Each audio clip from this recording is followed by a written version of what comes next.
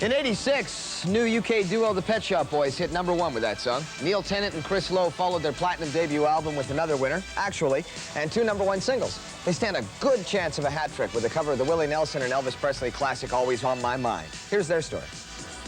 We met in London a few years ago. I can't remember how many. Maybe 5 years ago. Oh, yeah. And I was working in an architect's office as part of the course. You have to work for 12 months in an architect's office.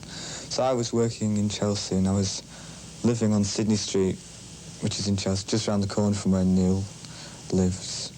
And we met one Saturday on the King's Road, and started writing songs together, just like that.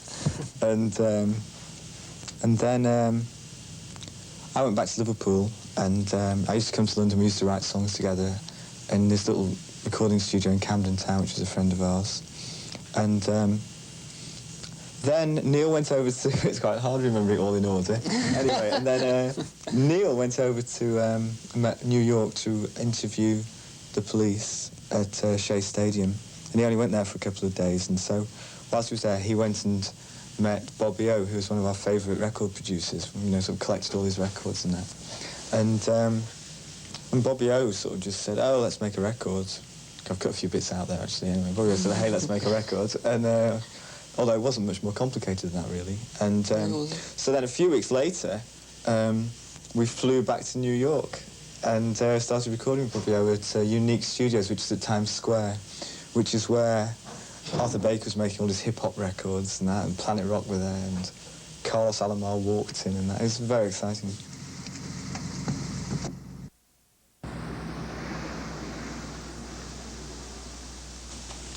We made West End Girls the first time. Sorry, I'm chewing away. Chomp.